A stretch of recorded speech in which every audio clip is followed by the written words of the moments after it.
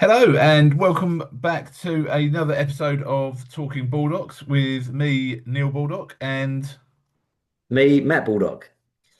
good stuff. We've both remembered our names after a short break from recording these. Yeah, let's get into it. Okay, so this week, I thought we was so as some people know, we host a dinner for estate agents. Everyone just comes, chats and has a good time generally. But one of the things after that is we've got a WhatsApp group, don't we? And people are always asking for advice and help. Mm. Um, and one thing I've noticed is while the policy for the dinner is no sales, no suppliers, no speeches, and quite a few of my supplier friends give me a little bit of friendly shit about that. They actually get spoken about loads. So the dinner's actually good for them. So what I've noticed in the group chat quite recently, and actually in a couple of others I'm in, people are asking who uses this, does anybody use that? Um, in the Federation of Independent Agents group chat this morning, somebody was asking about AML solutions. So I just thought maybe it might be helpful if we kind of gave a rundown of what we use in our business. So, if anyone doesn't know, we're a full service residential sales and residential lettings business. So yeah, I just thought it might be helpful if we maybe ran through kind of what we use and what we find that, what works for us. Mm. Yeah, definitely. So I think we've obviously got different bits of tech on the sales and the letting side, and then obviously we also do HMO management in a big way as well. So we've kind of got different bits of tech across all of those areas of the business. So maybe we should break it down into sales, lettings, and HMO. I think one of the important things I always say to people is with prop tech is you've got well, number one, you've got to be very careful you don't get duplicates of it, and you've got Yes. multiple softwares doing the same thing, and so you should keep it under review at all times. And what we're guilty of sometimes, even ourselves as a business, is because we like people at the suppliers. You sign up to their piece of prop tech, and then someone else comes along with a similar one, and you like them, so you sign up to that as well. And then you think, well, I've got two things doing the same job and just burning cash in my wallet. So that's one thing I would say to people, just bear in mind. But the other thing is you got to view them as I always say to people, you got to view them as like a power tool. So they're not there just because you've got a piece of tech in your business. It's not there to do the job for you. It's No. just to speed up the rate at which you can do that job. And I think that's really important because sometimes people blame the prop tech. Oh, it didn't do this for me, um, or this went wrong. And it's like, well, yeah, because just because we gave you something that can make your job quicker doesn't mean you don't have to do the job anymore. If that makes sense. So, like, we've had it. We say to our property managers sometimes, one of the things we have is good Lord. We've had it since they were created. It's kind of a big integral part of our business. But it's just because it produces the tenancy agreement.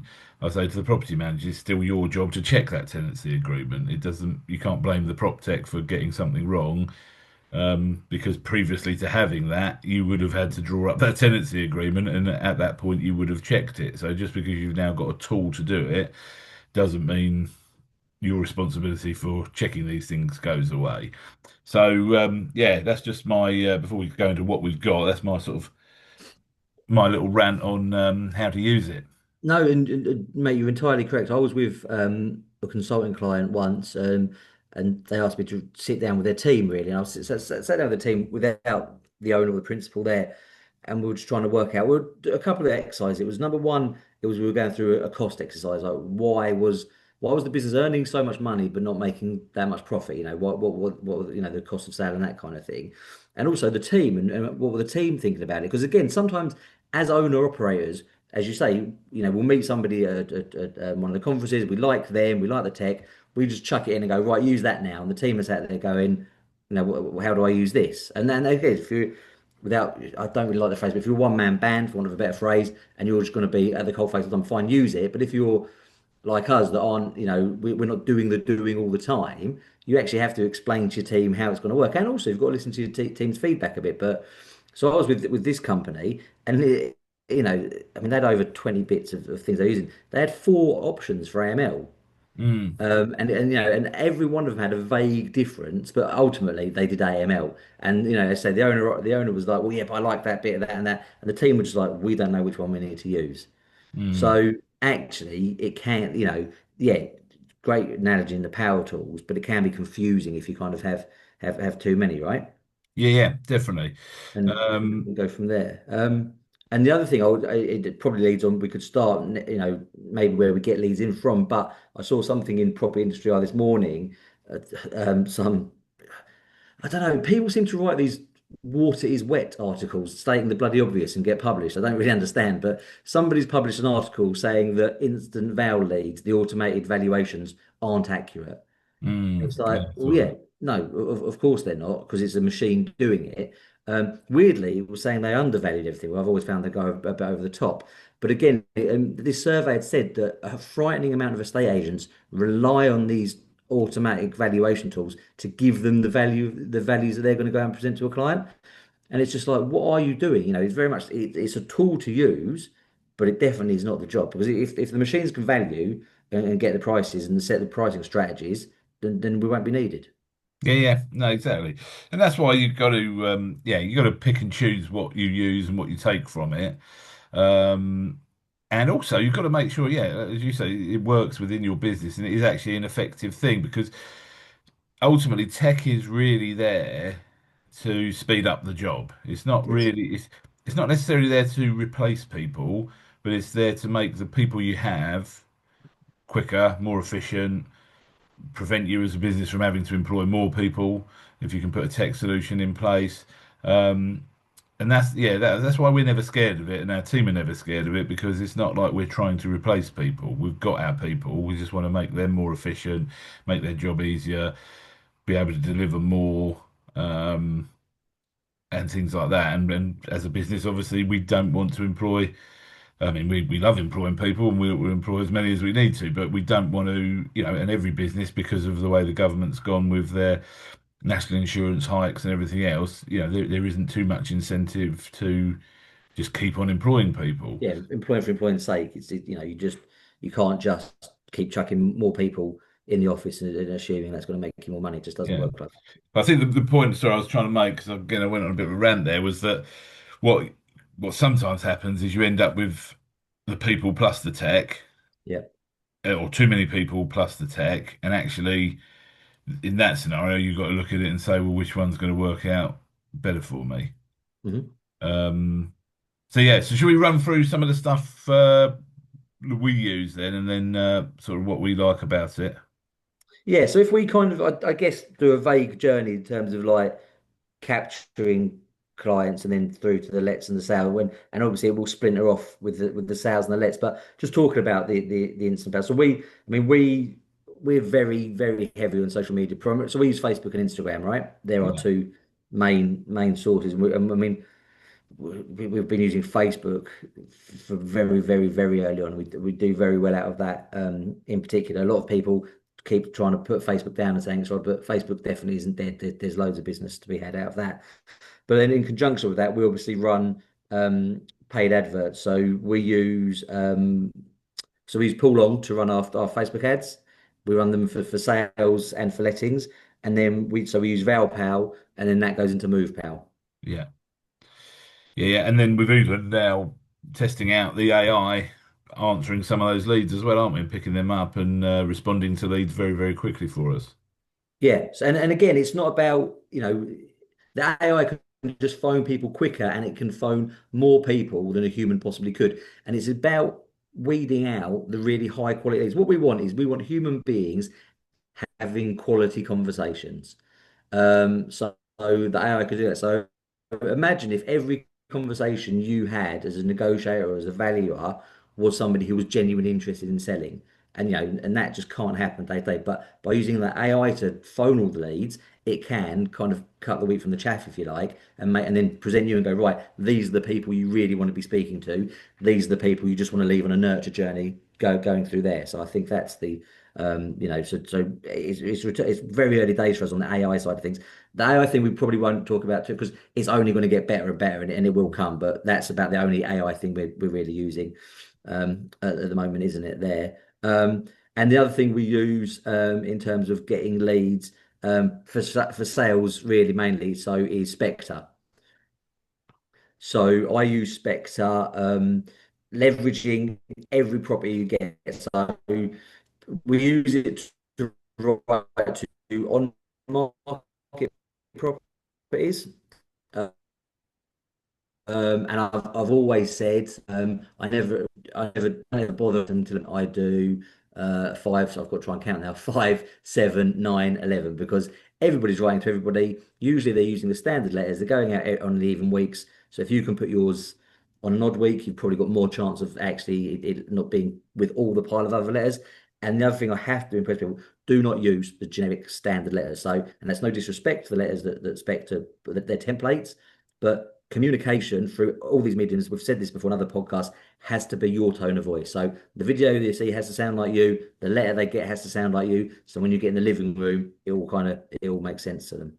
Yeah, yeah, definitely. Yeah, I think Um, that's that is an important point to make, and that's again, it's like using the prop tech but fitting it into your business. yes. All these products are off the shelf because it would cost too much to develop them yourself, but they can be tweaked to your internal processes and your internal tone of voice and language and everything else.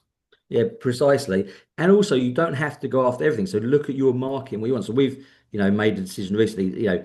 Flats and leasehold are becoming incredibly difficult, A, to sell, and B, to actually get through to completion. We've got a big problem in the leasehold market, I think, probably nationwide, and they tend to be the lower end of the fee. So do you want to be spending, your pennies on Mm. postage? Then, so look at the properties you really want to sell, look at the ones that are going to give you the return, the ones that you're good at selling, and only target those. You don't have to write to every property on the market.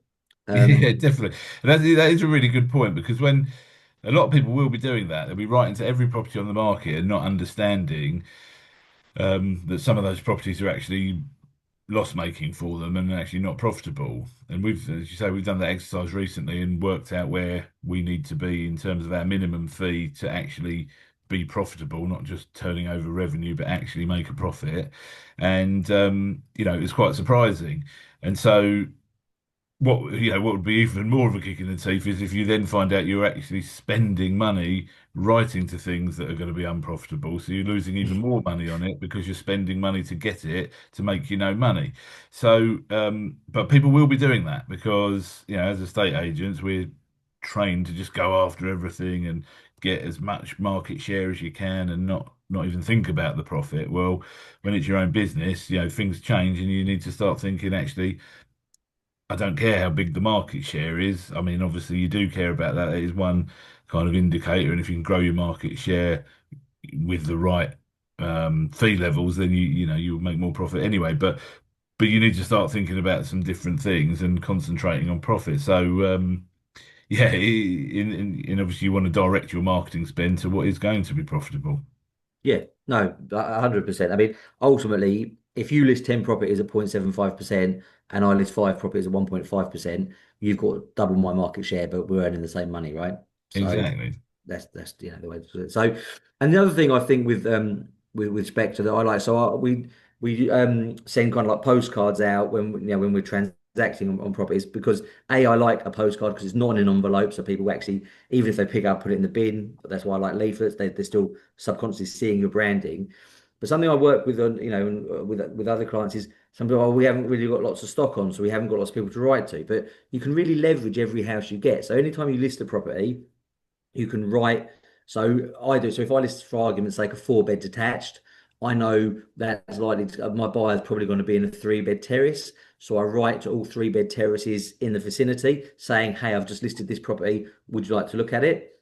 We also do that to ones that are on the market, because I'm not saying, oh, I know you're on the market, but just pretending they're not, saying, look, we've listed this. Don't know if you're in the market or not. Would you like to maybe view it? So that person's then thinking, Christ, I wonder if my agent's doing that.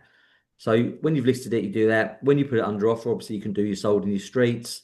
When you've exchanged on it, you can do that. And if you want to, when you've completed on it, you can do congratulations, you've got a new neighbor. So out of every property you list, if you're struggling, again, don't get me wrong, if you're listing loads of houses, you probably might not want to spend all that money. But if you're just starting out, or you're not listing that many and you're thinking, I don't have the content to put out there, every listing can be four pieces of mail that you can send out to the area. So you can definitely do that there. Um, then another thing we use, which we have for both sales and for lettings, and it powers the kind of stats on our website is Data Loft. Yes, yeah. So data loft, as I say, if you go on the Charles David Casson website and you want to look at the market stats, they're kind of constantly updated. Data loft power that, and it enables us to take out some kind of actual facts and figures. But the other thing, it's not just about. I mean, it will do national stats, but I personally don't really understand the point of national stats because I said in the post the other day, what's happening in Aberystwyth and what's happening in Chelmsford are not linked. But you can take out what's really happening in your local areas, and you can go hyper local with it. So you don't have to have just like the CM1 postcode. You can have the CM16 postcode, for instance. But it also shows you the demographics of people because it takes data from the census and things like that. So when you're out, meeting a landlord, for instance, you can and they say, well, what's the type of person you think is going to live here? We would go, well, I think it would be a nice family, but you can actually show them some data and say, well, look, 40% of tenants in this area are single people. Mm, So if they, oh, I don't want a single person, okay, well then you're going to lose 40% of the market. Is that what you're kind of happy to do? And I think landlords in particular, we always say facts tell and stories sell, but I think landlords in particular like data maybe more than home sellers. mm. Yeah, well, their mindset is more of a commercial kind of mindset, isn't it? Yeah, yeah, no, most definitely. So we've got so let's say so we've done some marketing, we've done some touting, we've got evaluation. The next thing we use for both sales and for lettings is Akaboom. Yeah, yeah, and we get fantastic feedback on that, and I think it's fair to say we've absolutely won listings on the back of having that digital presentation go out to people. Yeah, 100%. Akaboom, out of everything we use, is possibly my favorite. I do like it. But again, if people don't know, so what it does, it will send out your pre-val, it will do everything for your presentation if you want, and then it does your post-val. Complete transparency, I don't use it on the valuation. Hmm.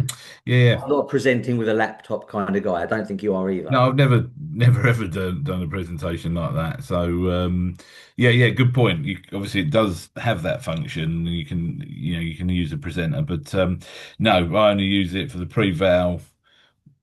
Once I've done the valuation to send my presentation, the valuation letter, and everything else like that, and then to nurture it from there. Yeah. For me, it's the main feature I like of it is the fact that you can record a video. I mean, you can have one go out on the pre-val, but the post-val video I think is so important because again, let's say everyone gets three valuations, they're going to get three emails or, they might get a slightly snazzy presentation. Um, but if you can just record a quick, I think it's only up to like 90-second video. Hey Dave, great to see you again. Lovely to meet Millie the dog. People just reference those little points that are important to people, or Mhm. what a fantastic kitchen. I can see why you spend so much time in there. On the appointment, you should be working out what's important to the person. Then you can reference that. The other thing, and the thing I think where it really wins is a lot of the time we don't meet both decision makers, right? Yeah, absolutely. Yeah. So, if Mrs. is at home and, Mr.'s out or vice versa, they come home, or what did the agent say? And usually you get, well, that one said, 301%, that one said 320 and 0.75%, that one said 302%. And that's what they get. Whereas actually, what I will do in the video is I'll be like, hey, Dave, great to see you. Tracy, sorry we didn't get to meet. What a lovely home you had. Da, da, da. And again, that just brings it a little bit more to life. And we say people by people, you're just taking it off the page a little bit. So that's the bit I really like. But for people that don't have Akaboom and are ready to commit to, the kind of the cost of Akaboom, you can still do that video, right? So you can use Loom, you can use BombBomb. Again, you can have the all singing, all dancing packages, but if you're not at a stage in your business where you want that and you want to try it, there are always workarounds. So, but for me, if you want to do that, if you're doing valuations, video is really, really key. Mm. Yeah, agreed. I mean, and the other thing is, like, so I did a sales valuation the other week on a kind of bit of an unusual house, to be honest, in terms of the extension, the road it was in. There's not really any comparables, etc.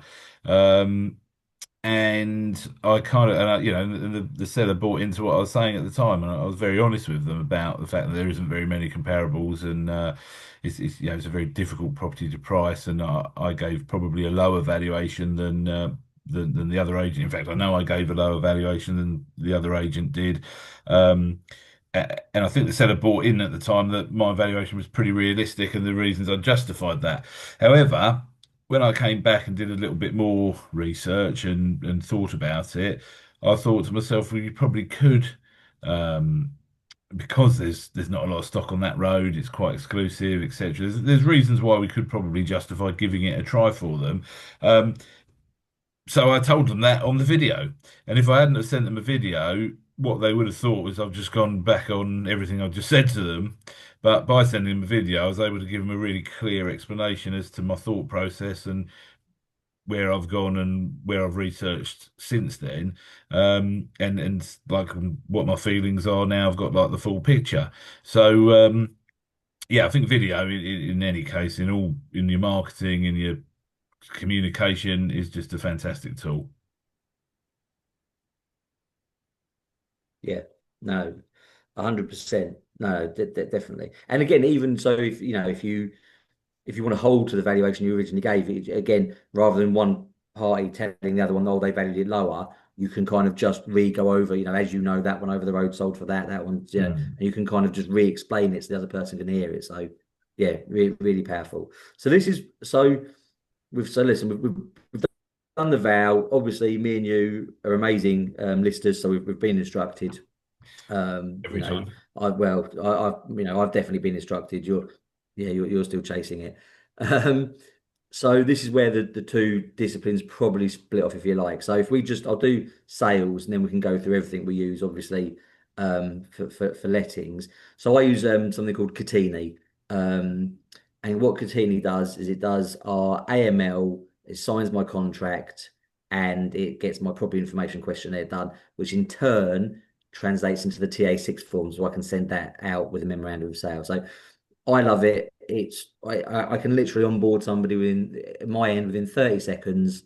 You do it on your mobile, do it on the laptop, sends them an invite, they create their file, they upload their ID, they say they digitally sign your contract, and then they fill out, it orders the title deeds as well and the title plan. And then they fill out the proper information questionnaire and puts into so it takes care of all the material information. I know material information now has kind of been done with, but I still think you should be collecting it. And then it puts into a handy link that you can send to viewers or you can print and take with you. And then again, the key bit for me is it can translate into that TA6. So when you're sending sales memos, you can say, hey, Mr. Conveyancer, here's your memos, here's your EPC, here's your title, and here's your TA6. Let's get this conveyancing moving. So that I think great. But going back to your point at the start about only as good if you use it properly, I have had people work here before where they do a tick box exercise. They send the link and then don't do anything else with it. And they don't actually track, as long as a contract signed, that's all they care about. And they're not actually checking that the person's filling out the proper information question form. And again, then it becomes useless. So it's a very good tool, but you have to monitor it and make sure it's being done properly. Yeah, yeah, yeah.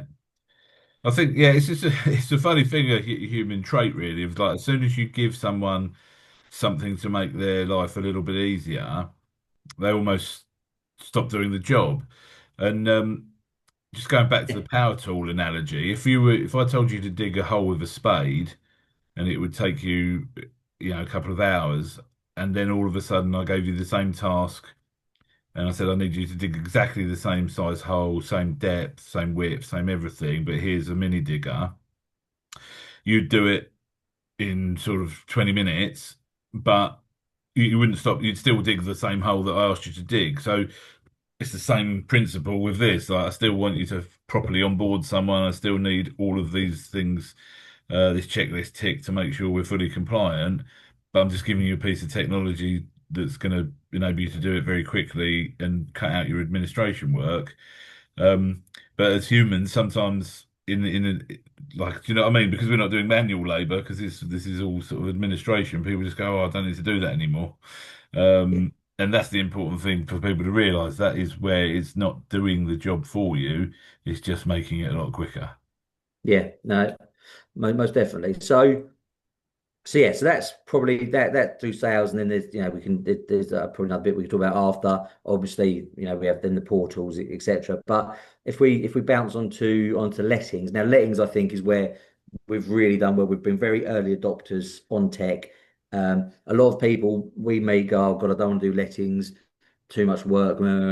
But I feel we and you, to be fair, to credit where it's due, have boxed very clever to make sure we equip our team with the tech enabled to make the job easier, which is why we can then also do property management for other estate agents.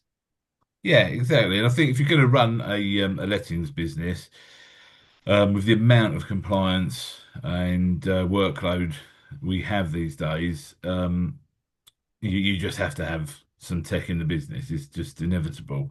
Um, or certainly it will take a lot of stress away from you if you do implement it. And obviously what people do a lot of the time is say, oh well, um, that's very expensive or that's an extra expense.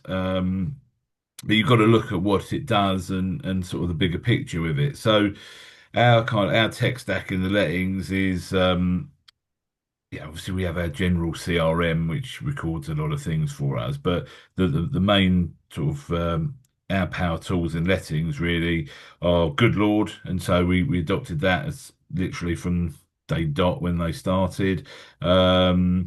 And you know, to be honest, I love it. It's fantastic. You know, don't get me wrong. I think one of the things they probably struggle with and always have is sometimes getting their referencing part right, but it yeah, it works. It's fine. Just that's probably the piece they've struggled the most to get right. But in terms of the compliance, the onboarding of tenants, the speed we can do that, generating our contracts, etc. That's really good. And I've said before in interviews that I think if we didn't have Good Lord, we'd need another full-time administrator. So that definitely reduces staff spend. Um, then we move on to the payment side. So we use PayProp, which again is just like almost revolutionized my life because I used to be the one making all the payments, whether I was on holiday, not on holiday, whatever. And now we can, I mean, we collect somewhere in the region of 7 million a year in rental income. So, it's a hell of a lot of money. And we don't need a member of account staff to do it because we've got that piece of tech. We know it's very secure. We can pay people quickly. We can see in real time who's in arrears, who's not. Um, yeah, so that's and it is I expensive. Yeah, well, so the story I always tell with because again I don't you use this, it's not me, and it's probably our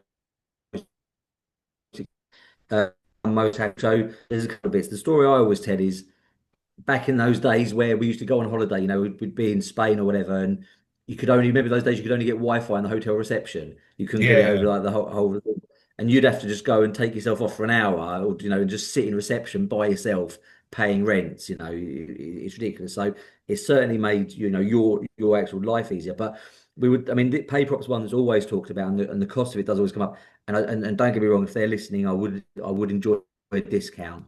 Um, but I think it is the cost versus value thing, and as estate agents, we're often out there, and you have to look at that with your tech really. So I think PayProp, the amount of time it buys you back, and the amount that enables the whole team to be able to have an overview of the transactions and be able to communicate with their landlords. They're always not going, "Oh, Neil will get back to you on that. Neil will get back to you on that."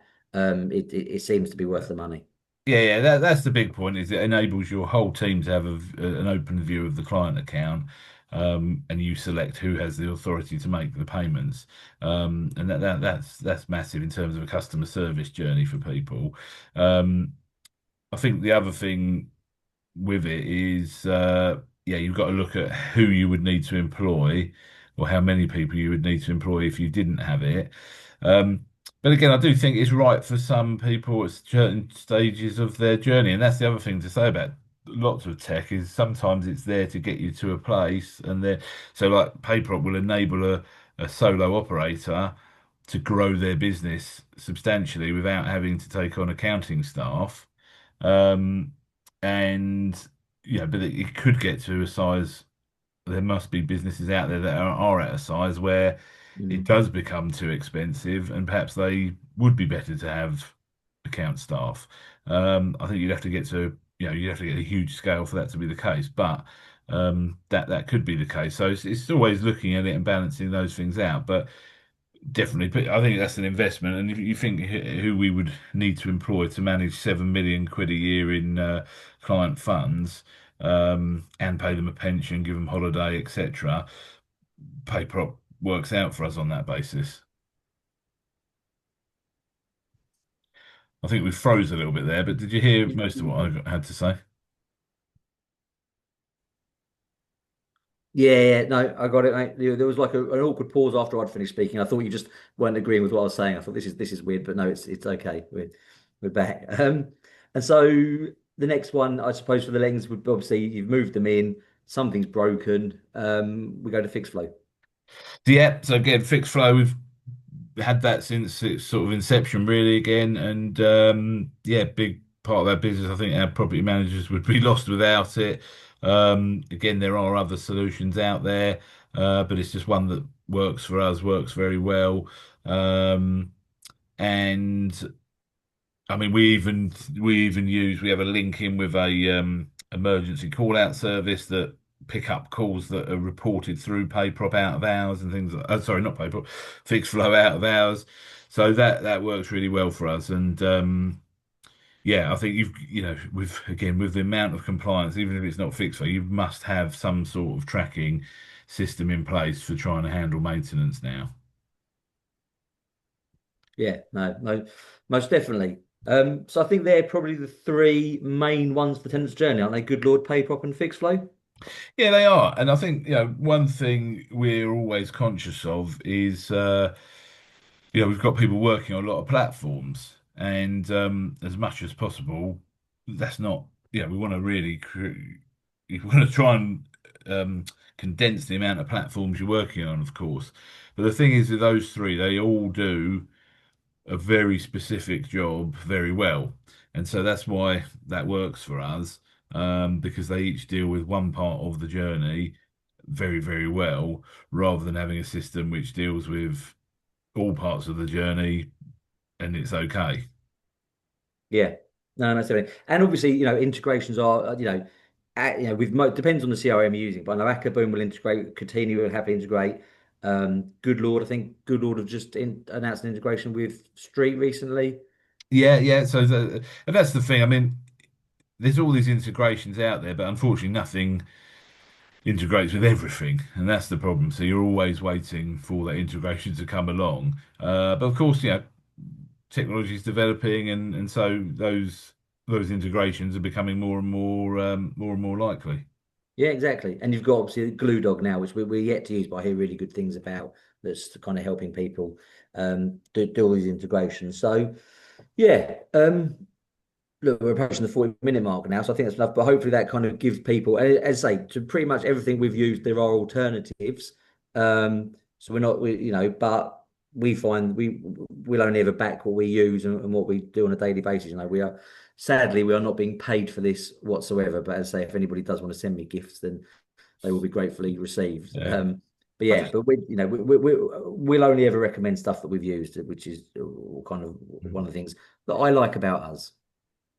yeah, yeah, definitely. We're not going to recommend something we don't know whether it works or not. I think just the final point I just want to make is I think one thing I see in the industry a lot is as soon as a prop tech supplier, as soon as it doesn't work for them once, or it makes a slight mistake, or it's early days, they're onboarding and they're saying, "Oh, well, it's a bit of a pain and stuff."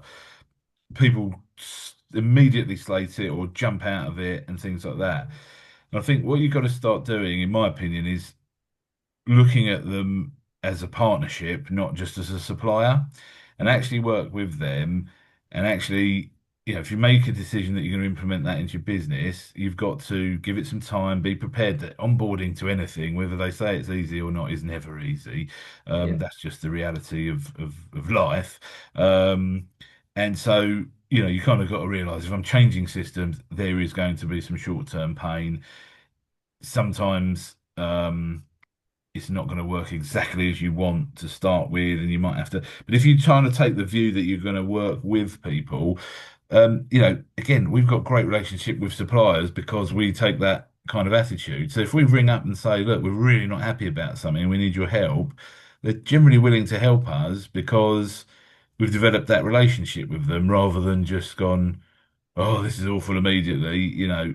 So I just think sometimes people need to take a bit of a different view on how you view your suppliers, really. Treat it as a bit more of a partnership, actually try and develop a relationship with them, and then, but then do hold them accountable as well. If they're not willing to help you, then of course that's a different matter.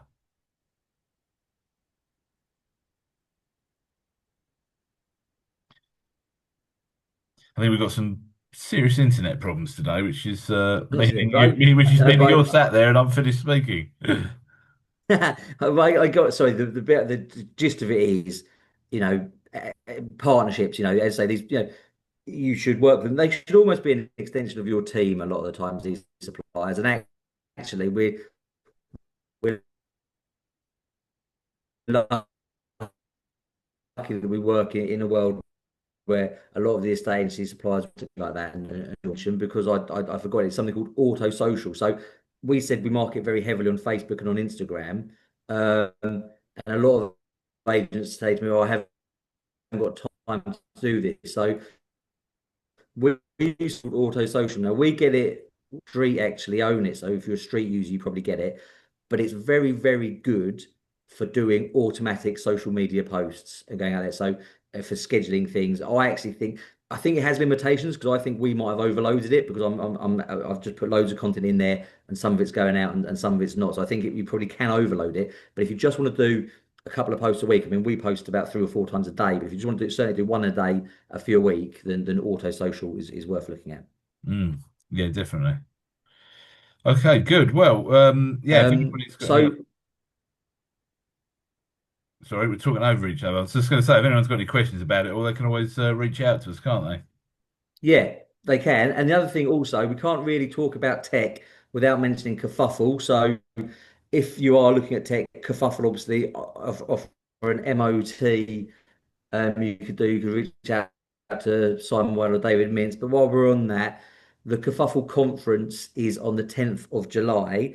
If anybody wants to go, me and Neil have been given a code you can get a half price VIP ticket. So all you would have to do is go to the Kerfuffle conference, search up KerfuffleCon 25. And when you book your VIP ticket, use the code Baldock VIP 50 and you'll get a 50% discount on there. So if you want to learn more about a tech, that's a good place to be. Yeah, yeah, very nice. All right, well, great episode. Sorry about the sound quality, everybody. With a couple of internet problems there. Hopefully, you can hear most of what we've said, and yeah, we look forward to the next episode. So that only leaves to say, Matt, Oh, I've been Matt Baldock. He's been, I've been Neil oh, it's Baldock. frozen. Right, let's try that And again. that's been talking Baldock.